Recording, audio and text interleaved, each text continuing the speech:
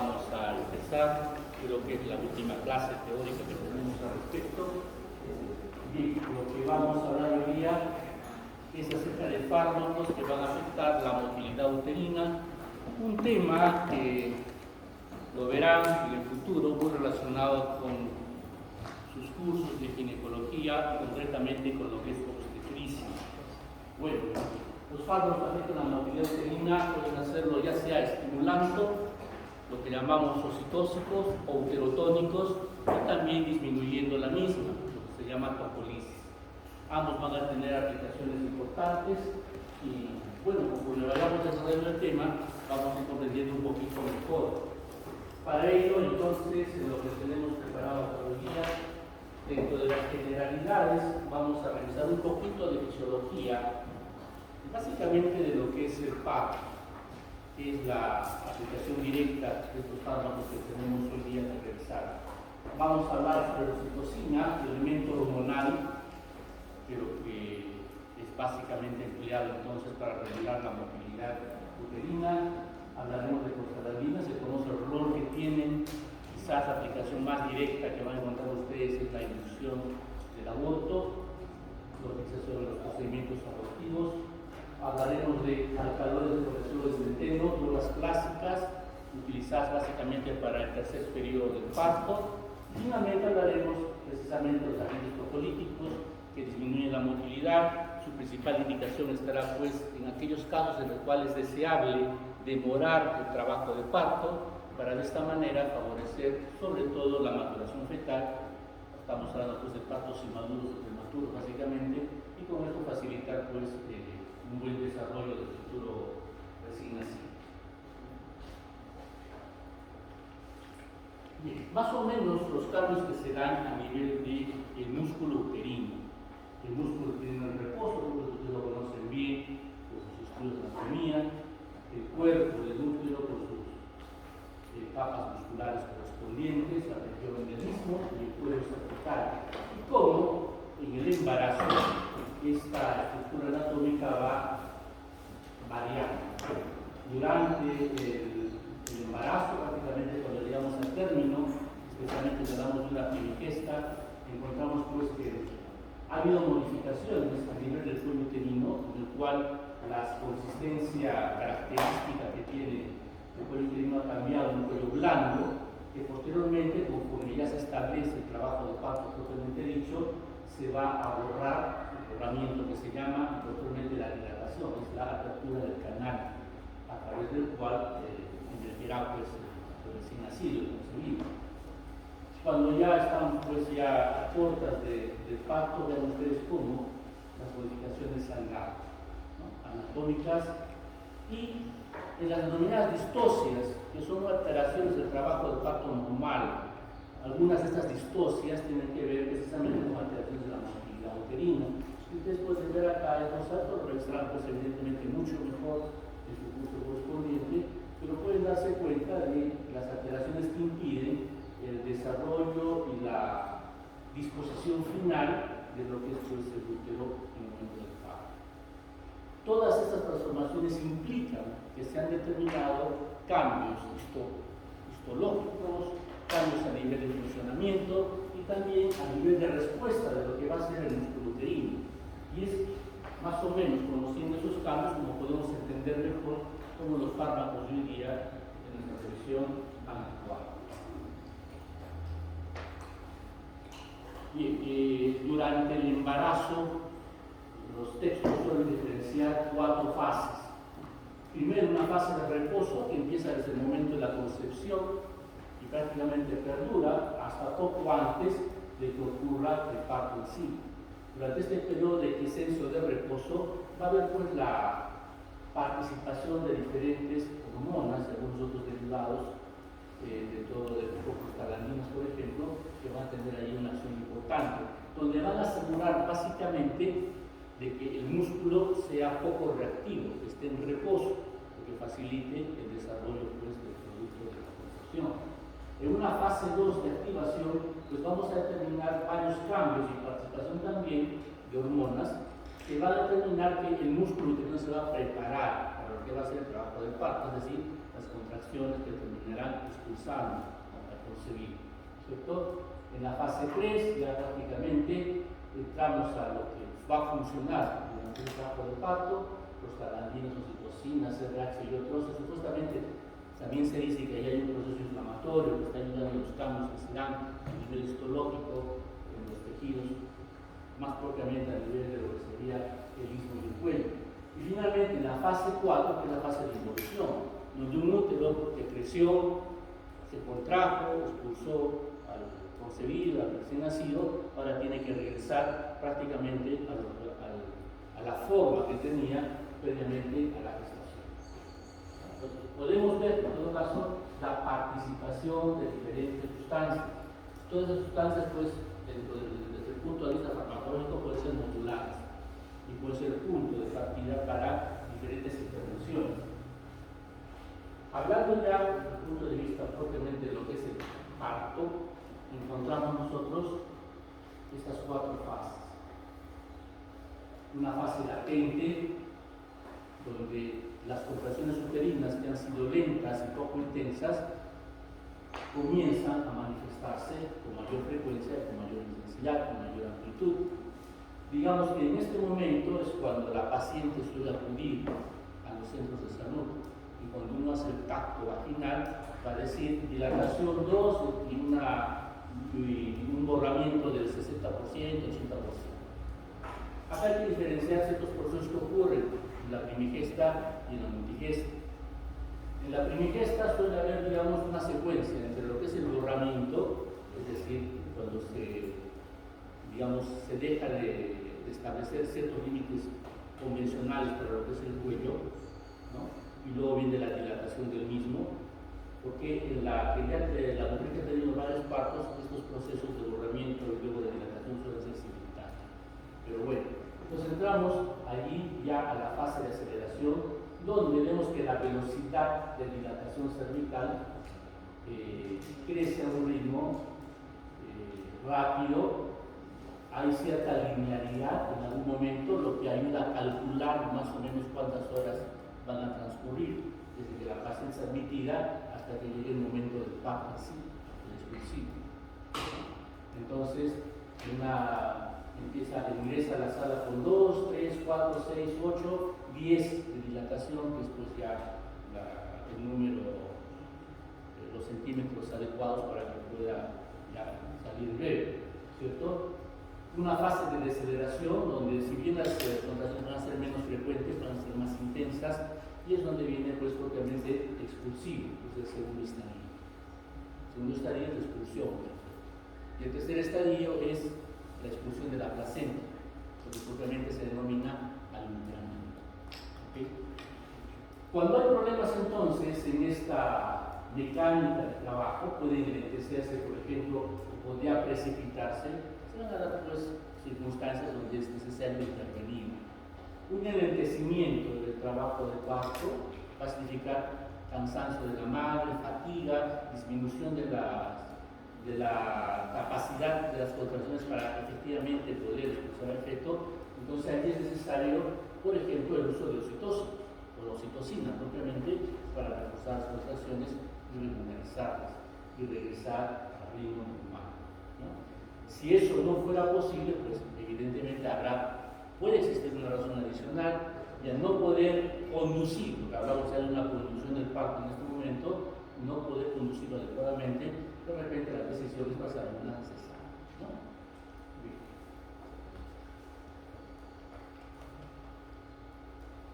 Diferencias en cuanto al tejido muscular uterino.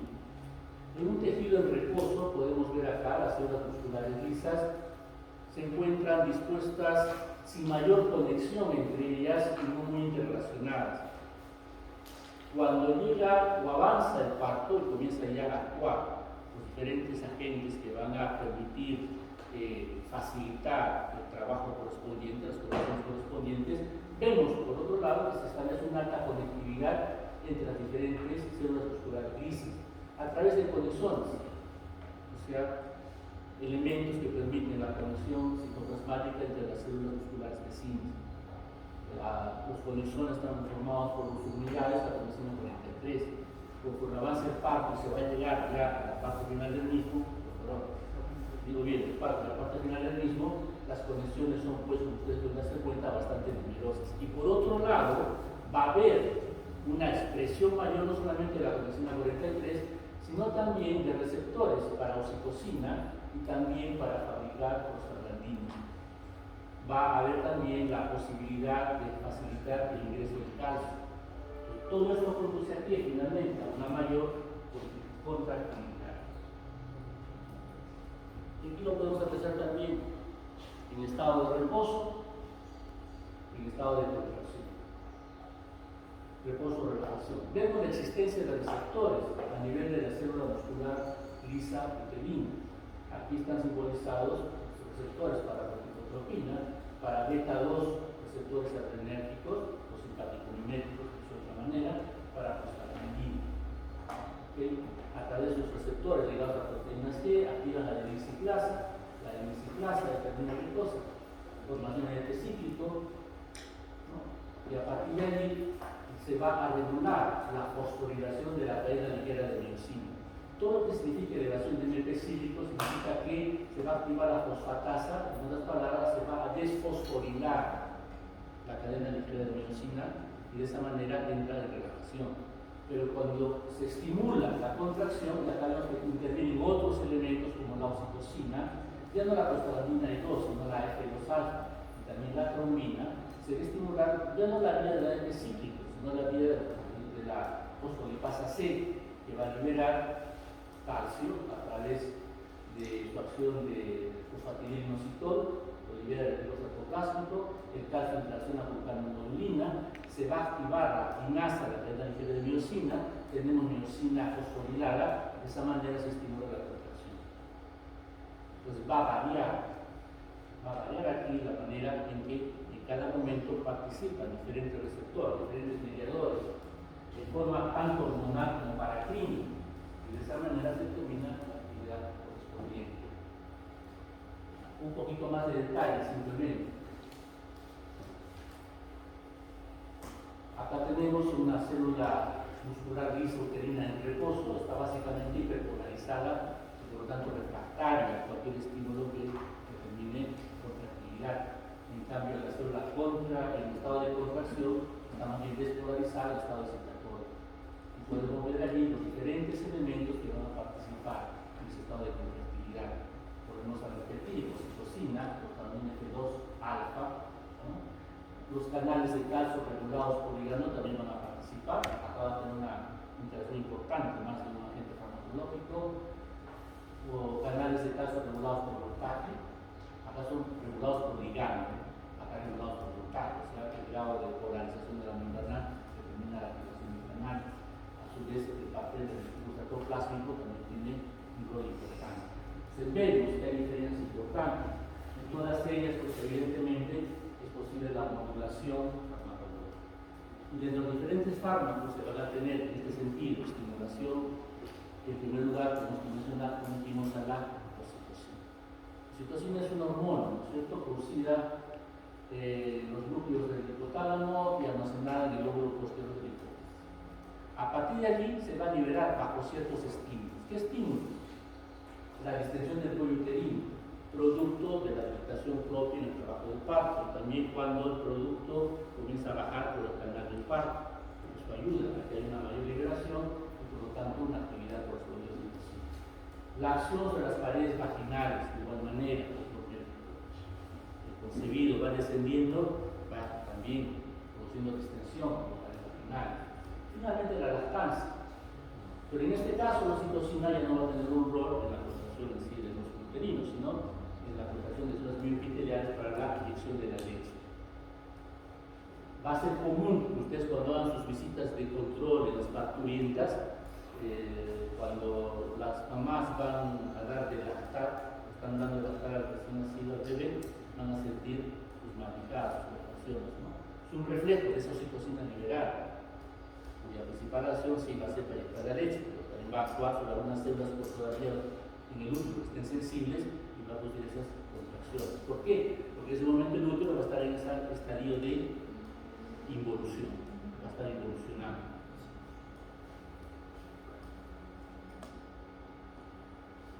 La oxitocina es un monopéptido. Acá lo interesante es ver la similitud que tiene con la ADH, la arginina, vasopresina, una antidiurética, con unos otros elementos farmacológicos. Pero básicamente esto, ¿por qué? Porque ustedes también van a ver de que una forma de disminuir la motilidad uterina, de dar reposo al útero, es hidratando al paciente. ¿No? ¿Y esto por qué? Porque allí, en base a la hormona antidiurética, podemos encontrar algunas actividades. Así entonces, salud. La oxitocina tiene sus receptores, en los cuales actuará, acoplados a plantas GQ11 que activa la fosfolipasa C y toda la vía del fosfato, ¿no es cierto? Bien, pero también vemos que estos receptores de oxitocina están relacionados con receptores de vasopresina, de 1A y de 2. Y a partir de allí podemos encontrar algunas relaciones cruzadas que eventualmente son utilizadas en la clínica.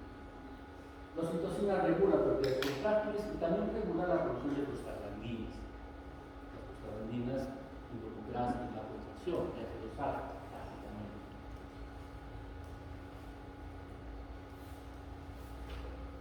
Bien, el grafiquito lo tienen en su libro, en uno.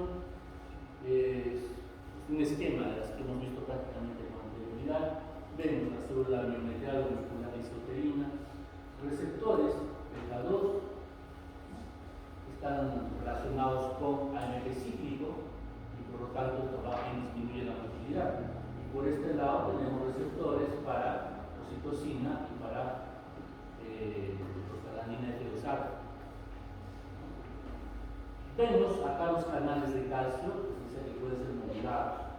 Por un lado, los canales de calcio abiertos por ligando tienen una acción importante a través del sulfato de magnesio. Y con los bloqueadores de canales de calcio, al regular la cantidad de calcio disponible para la contracción, más simplemente se propone. Esto lo veremos después. Acá es donde ahorita estamos enfocando en esta parte.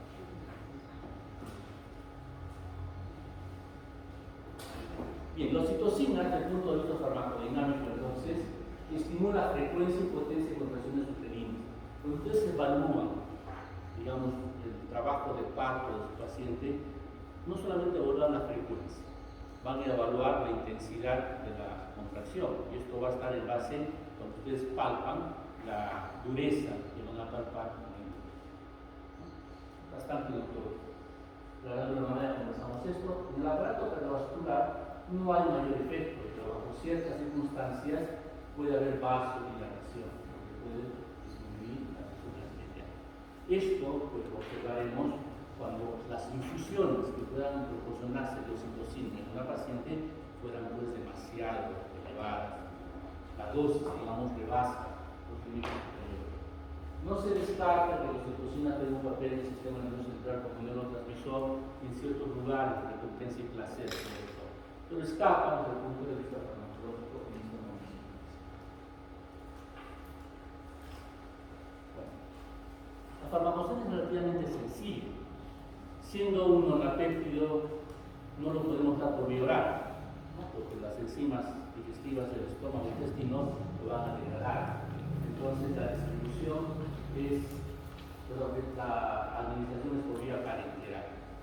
Puede aplicarse por vía intramuscular, pero podemos hacerlo por vía endovenosa. Poca unión de proteínas plasmáticas, el metabolismo a través de una aminopeptidasa denominada oxitocinasa. Y en el caso del embarazo, el origen placentario es la principal forma.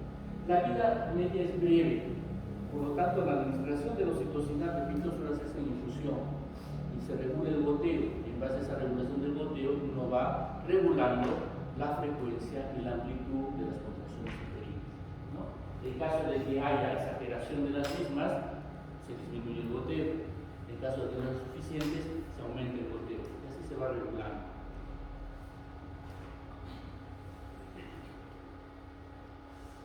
Indicaciones: inducción.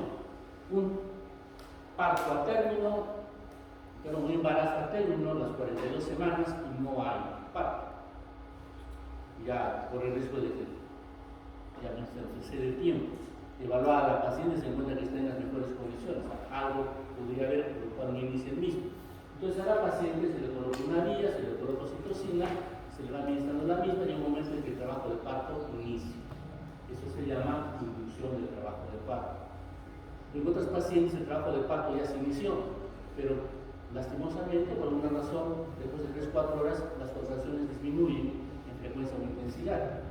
Vemos que no hay mayor anomalía, no hay mayor problema, entonces se vuelve a administrar oxitocina. Esa es la conducción del parto. Inducción es una cosa, conducción es otra. Tercer periodo del parto es el alumbramiento, o sea, es la expulsión de la placenta. En el contexto coloquial común hablamos de alumbramiento como si fuera el nacimiento. Técnicamente alumbramiento es expulsión de la placenta. El primer periodo del parto es el borramiento y dilatación. El segundo periodo es la expulsión. Sale el feto, sale el recién nacido. El tercer momento es alumbramiento, expulsión de la placenta. Esto se acompaña de fuertes contracciones del útero que terminan de expulsar las membranas placentarias y en esa contracción se colapsan todos los vasos sanguíneos del útero. De esa manera se va cortando cualquier riesgo de hemorragia que pueda haber. En la lactancia, eventualmente, oxitocina en forma de spray para facilitar la emisión de la leche.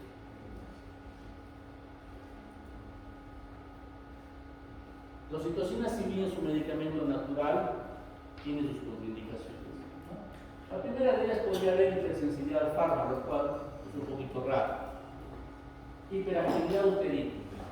Si ese útero está más bien contrayéndose en forma acelerada y muy intensa, si ustedes le dan oxitocina, las líneas van a ser mayores. Peligro, rompimiento uterino, una catástrofe. Sufrimiento fetal es la otra causa importante. En cada contracción que realice el útero va a limitar el aporte sanguíneo que llega al feto. Si las contracciones son seguidas y poderosas, la contracción determina menor oxigenación del feto. Y si el feto ya está sufriendo, pues esto no hay indicación para cesar. Desproporción fetopélvica significa que el producto es demasiado grande para el canal del parto. Por mucho que empuje no va a salir, y más bien se van a generar problemas. No se aplica en esos casos, y más bien pasa a cesar. Presentación inadecuada del feto, de igual manera. Lo normal es que nazca de cabecilla, ¿no es cierto? Pueden nacer de pies, con la pericia uno resuelve el problema, pero pueden nacer atravesado, como quien dice de hombro, eso no va a salir. Anomalías placentarias, colapso del cordón umbilical, lo que ustedes son otras cuestiones también, las cuales es mejor la cesárea.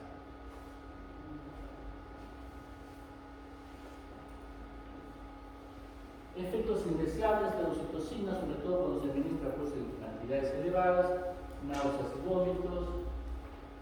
Lo dejamos de lado. Hipotensión de corta duración, dijimos porque el cuerpo tiene cierta vasodilatación. Intoxicación hídrica con altas dosis de oxitocina y electrolitos. Lo común es dar, por ejemplo, oxitocina en suero glucosado, en glucosa al 5%. Es agua. No sé si ustedes saben, administrar el 14-5% de glucosa es agua, porque la glucosa se metaboliza en el agua. En cambio, cuando uno administra solución salina, hay todavía ciertas isotonicidades, se mantienen las relaciones osmóticas. Entonces, si uno administra, como suele ser, la oxitocina con dextrosa 5%, estamos administrando con agua, por lo tanto, el uso de solución hídrica puede ser importante si acaso no vigilamos la cantidad de líquidos administrados. La sobredosis puede ocasionar todos los problemas que hemos mencionado cuando sobre un útero que está sobreestimulado o estimulado más todavía. Aceleración del parto, asfixia, muerte fetal, hiperdensidad, etc. Presentación, la más común de la oxitocina. Para todo bien en la medicación genérica no hay mayor problema. Bien, las prostaglandinas. Desde el punto de vista fisiológico, la F2-alfa, por su actividad contráctil, la PG2 también por su actividad de relajación, son importantes. Estas prostaglandinas tienen derivados que son utilizados farmacológicamente. Misoprostol es uno de los más conocidos, se asocia a antiinflamatorios. ¿Por qué? Porque la prostaglandina E1 está relacionada con qué? La prostaglandina E1 está relacionada con los factores de protección a nivel gástrico. Los antiinflamatorios, ustedes saben, por concepto general, son los progresivos, asociados a la misoprostol, bueno, alinean un poquito las gastritis por aire.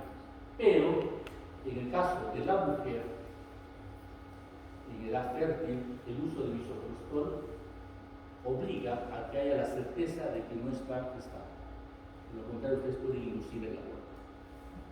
Dinoprostol, DPG2, prometamina carbopros, desfedosal.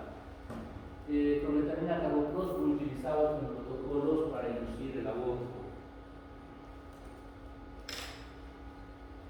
Además de las acciones en el miometrio, que son, digamos, con cierto margen relativamente constantes a lo largo de los 3 trimestres del embarazo. Esto para diferenciarlo, por ejemplo, de la oxitocina. Oxitocina, si ustedes quisieran, por ejemplo, aumentar la actividad uterina en el primer trimestre de embarazo, no van a tener mayor efecto. ¿Por qué? Porque los de oxitocina comienzan a expresarse básicamente en el último trimestre, previo al parto. Entonces, la respuesta en esos momentos va a ser diferente. En cambio, los prostaglandinas tienen una expresión más constante durante el embarazo de sus receptores, por lo tanto, su acción no va a ser tan diferenciada. En el cuello uterino, las prostaglandinas favorecen la maduración del mismo. La maduración del cuello uterino significa una serie de cambios que se dan que van a favorecer ese borramiento y posterior dilatación del cuello uterino. Cuando ustedes hagan sus cursos, les decía, cuando hagan el tracto vaginal, el toque del cuello uterino, la consistencia es cartilaginosa. Lo simulan mucho con la dureza de la nariz. Se está operado o no operado. Es la consistencia de un cuello uterino no embarazado. Un cuello uterino de un gestante tiene una consistencia blanda, mucho más blanda. ¿Y eso qué significa? Que ha variado la composición del tejido conectivo correspondiente. Estos cambios que se dan en protoglucanos y colágeno significa que a lo largo normalmente de la gestación esa serie de cambios progresivos que se van dando es para facilitar los fenómenos de dilatación y borramiento y dilatación. Las prostaglandinas, entonces, puestas localmente, ayudan a que los se den rápidamente. Cuando ustedes revisen protocolos de inducción de aborto, entonces van a ver cómo se colocan tallitos, se colocan elementos que tienen prostaglandinas, los más sencillos colocar óvulos, y eso hace que de un día al otro madure el cuello y facilite los procedimientos correspondientes.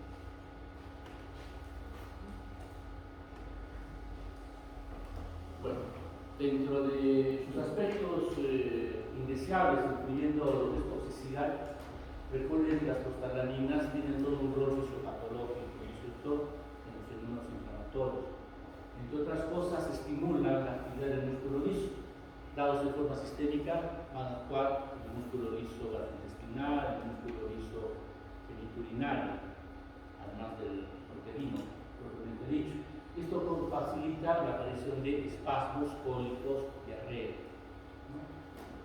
Las prostaglandinas están inmersas en la fisiopatología de la fiebre, también pueden producir fiebre. El músculo liso en general se estimulado a nivel pulmonar, los espasmos. El paciente tiene un componente asmático, un componente tipo EPOC, evidentemente se van a ver estos estimulados. Otros elementos también que el uso oxitóxico son los alcaloides del colesterol de centeno. El colesterol de centeno es un hongo que solía parasitar los labios de centeno y esto ocasionó una serie de epidemias en diferentes momentos de la historia. Bueno, dentro de estos alcaloides que derivan de este hongo, la ergonomina y la metilina. La ergonomina son alcaloides no polipeptídicos. Químicamente hay diferencias. Vamos a ver diferencias entre los derivados correspondientes. Los que van a tener actividad en el músculo uterino son estos, no polipeptídicos, especialmente al final del embarazo.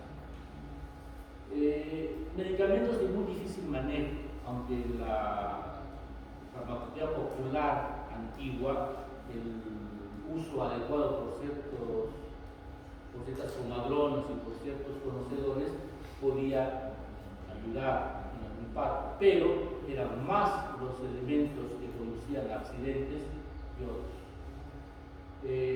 Considerando que los otros alcaloides de centeno tienen actividad sobre receptores, especialmente adrenérgicos, En este caso, los que corresponden a actividad oxitóxica no tienen actividad de bloqueo alfa-adrenérgico, es decir, no van a producir vasodilatación. Bueno, acá más o menos. Estas son las dos estructuras químicas básicas de los alcaloides de centeno, de tipo amina y de tipo polipeptídeo. Alcaloides peptídicos.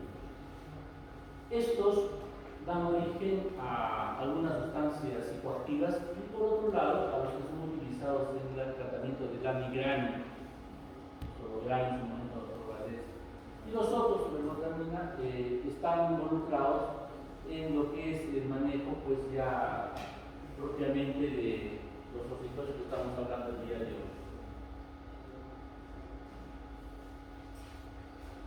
Aquí la posibilidad de acción sobre diferentes receptores de monoamina, que es el agente más utilizado para levantar el cuadro, receptores de dopamina, serotonina y la capacidad de estimulación del músculo.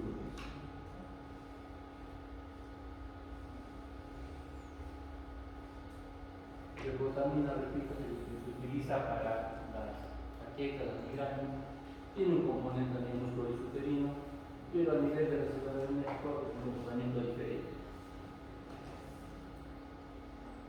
Bueno. Desde el punto de vista farmacocinético, que hay que recalcar, se puede dar por vía oral y por vía parenteral. La absorción, en todo caso, por vía oral es rápida, completa. 10 minutos uno ya puede notar efectos. Metabolismo hepático. Es interesante considerar sus efectos pues, en la paciente. Su uso no es para el parto en sí, sino para el tercer periodo, es decir, la expulsión de la placenta. En estos casos se suele inyectar por vía intramuscular. Una vez que ya salió el bebé, se inyecta la ergotamina, y esto va a facilitar en el término de unos minutos una fuerte contracción o eliminación de la placenta. Y posteriormente se va a utilizar para lograr una buena involución uterina. Una vez que ya ocurre el parto, el útero progresivamente se contrae regresando a su tamaño normal, pero mientras tanto está expulsando cosas que han quedado dentro, lo que se llama lopios. Entonces es usual que en los primeros días después del parto la paciente reciba su refuerzo de ergometrina para eliminar los lopios y evitar, por otro lado, un sangrado que pudiera presentarse y favorecer la involución uterina.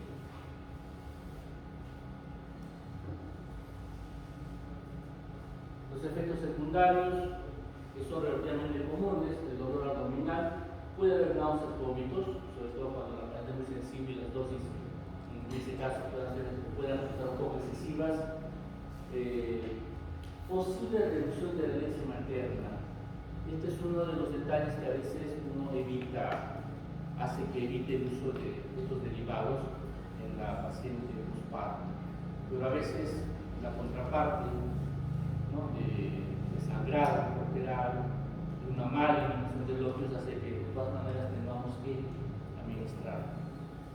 Teóricamente es superable conforme el niño funciona y eso facilita la elección, ¿no? Pero eventualmente en esa primera semana que este método se utiliza puede significar el uso de un suplemento en la alimentación del bebé recién nacido. ¿Cuándo está contraindicado? Pues evidentemente cuando hay embarazo, ¿no? La primera contraindicación. La primera y segunda etapa del parto. ¿Por qué? Porque las contracciones que pueden generar pueden ser muy intensas, demasiado intensas y no se pueden controlar, a diferencia de la oxitocina, que uno regula el goteo y lo hace, ¿no? En este caso no.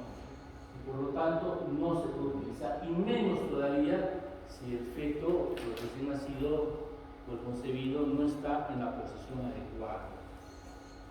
Una tragedia, por ejemplo, podría ser utilizar de mala manera los medicamentos en una presentación de pie, una presentación de pies. ¿Por qué? Porque puede haber retención de cabeza última. Es decir, sale el cuerpito del bebé pero no sale la cabeza y el útero está todo por el camino. Es una tragedia, ¿no? Entonces, qué no se debe utilizar en esas etapas del fármaco. Hipertensión severa, debido a que puede tener un papel, ¿no? Ya no vasodilatado, sino más bien antiespástico. Trastorno vascular oclusivo por la misma razón, ¿no? Sus consideraciones a nivel vascular puede ser interesante o importante tenerlas en cuenta. Las presentaciones, los medicamentos de marca comunes eran el Remotract y el Metrexil, no sé si continúan en el párrafo. Bien, ahora pasaremos a hablar brevemente de los agentes tocolíticos, que hemos visto tienen mucho que ver, por ejemplo, con aquellos que van a promover AMP cíclico o MP cíclico. Entonces, por un lado tenemos beta-2 adrenérgicos. Los grupos que ustedes revisarán el próximo año para todo lo que es farmacología respiratoria, como el salbutamol, por ejemplo, el elemento utilizado para las asmáticas. Se utilizaba la ortodrina como elemento, digamos, casi específico para la indicación obstétrica, pero la ortodrina ya fue retirada del mercado. Los AINE también pueden ser utilizados debido a que, como disminuyen la formación de prostaglandinas, disminuyen sustancias que van a tener un efecto contrario, ¿no es cierto? Sulfato de magnesio, dijimos ya, va a tener un papel regulador en los canales de calcio, bloqueadores de canales de calcio, antagonistas que fácilmente actúan. El atosiban es un antagonista del receptor de oxitocina. En los últimos años ha recibido mucho factor en contra, por lo tanto ahora su utilidad es muy limitada. Finalmente tenemos los donadores de óxido nítrico. Ustedes saben que producen relajación muscular, lisa. Los donadores de óxido nítrico están muy relacionados con la activación del GNP cíclico que usamos anterior.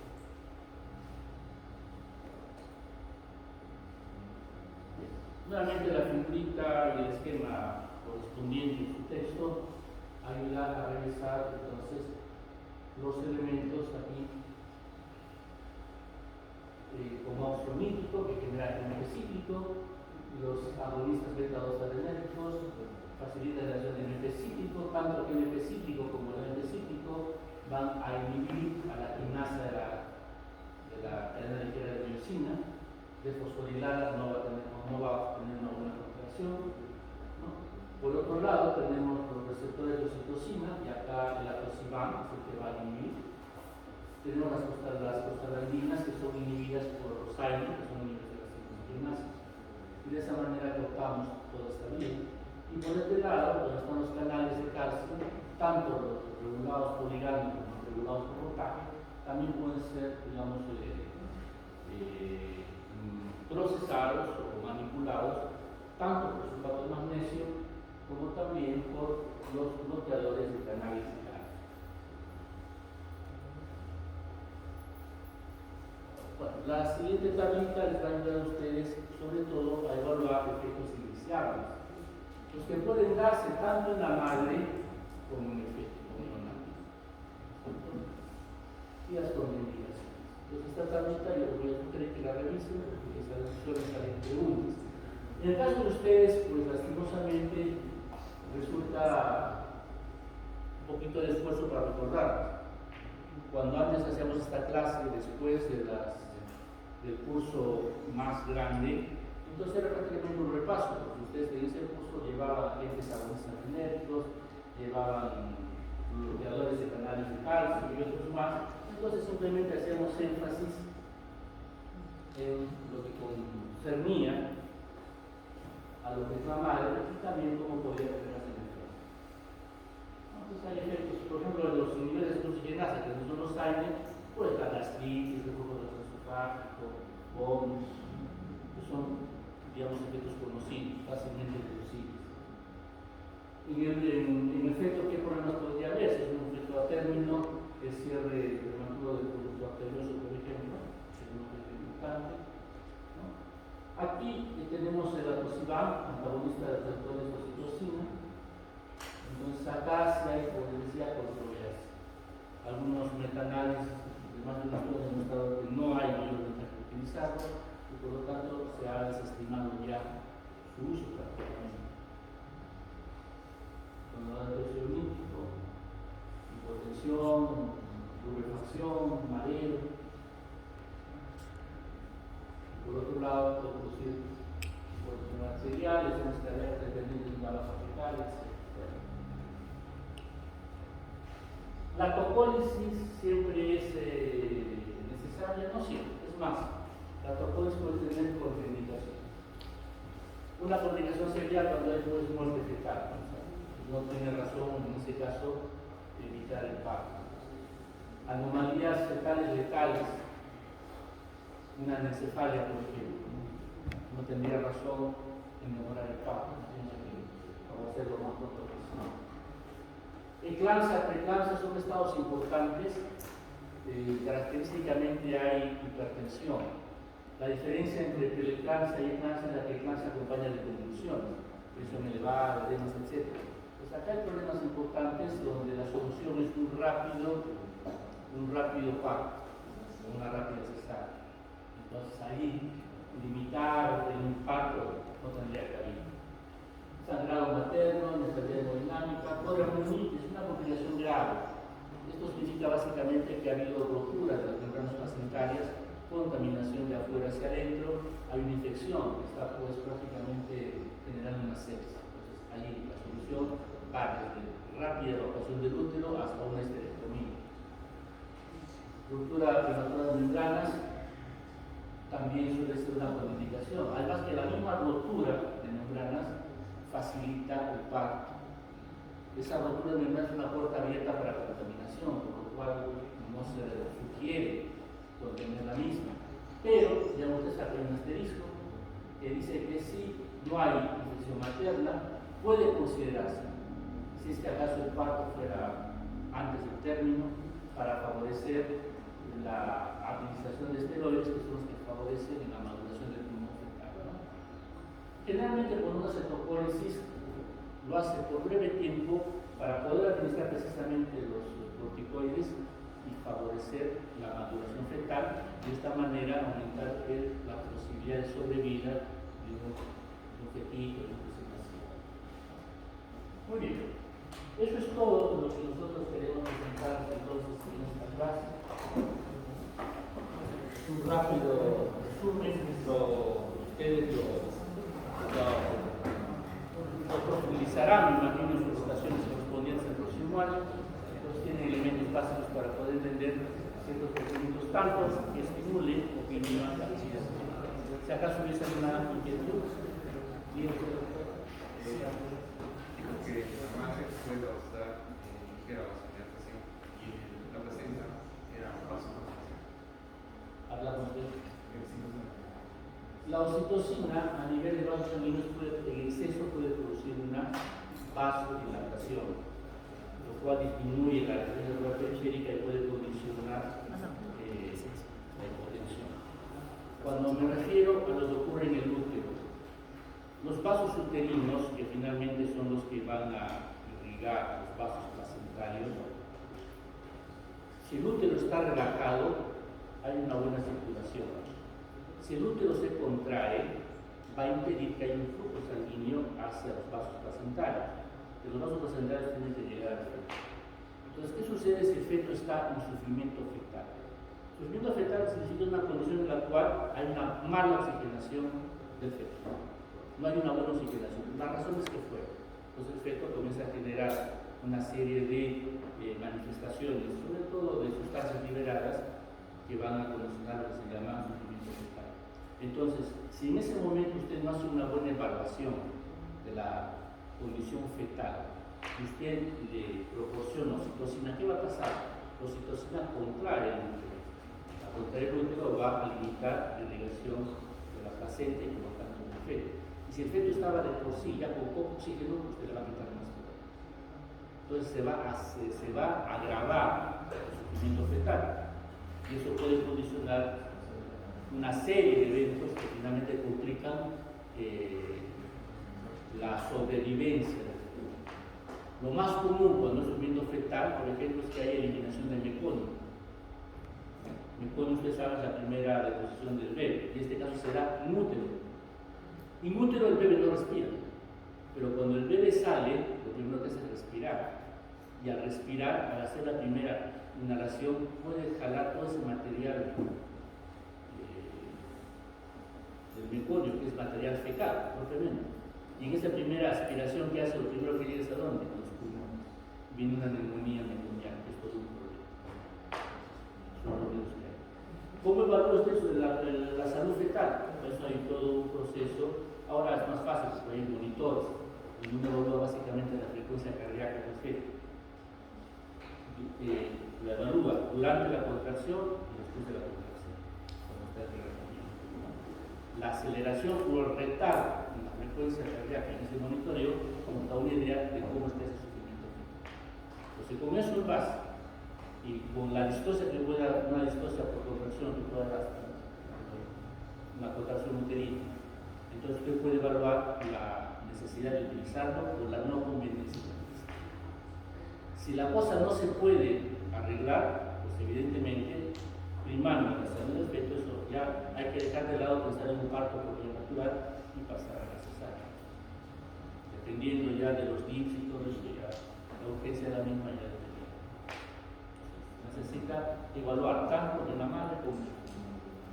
Ahí va el toque de ¿Aún no te entiendes? Muchas gracias. Dios te disculpe, sí, esteroides, corticoides. Se da betametasona. Aquí en Arequipa damos betametasona. Hay estudios de que se puede dar dexametasona. Por alguna razón la betametasona da efectos buenos en trabajo. En otras partes hay estudios con dexametasona y aparentemente no hay mucha diferencia. Por acá lo común es dar betametasona. Y usted dirá, es claro, eso es motivo de discusión cuando hacemos la clase de corticoides. En nuestra discusión del grupo ahí les planteamos, por ejemplo, ¿por qué no prednisona? Pues aprenderán otras cosas más, que la placenta tiene un papel en la modificación de los corticoides. ¿Y usted? Doctor, ¿podría repetir los efectos sobre las paredes vaginales de la oxitocina? Ya, la oxitocina no. Cuando hablamos de las paredes vaginales eran los elementos o los factores que van a facilitar la liberación de oxitocina. Entonces, conforme desciende el fetito por el canal del parto, eso involucra que pasa por el canal cervical y luego por la vagina, va a distender, ¿no? Va a aplicar presión sobre las paredes vaginales del canal cervical. Eso es un estímulo para que el lóbulo posterior de la hipófisis libere oxitocina, ¿no? Pues está pasando la guagua, hay que empujarlas, libera más para tener una contracción. Las contracciones siempre vienen del fondo, se van a acelerar. Es una dinámica que verán en su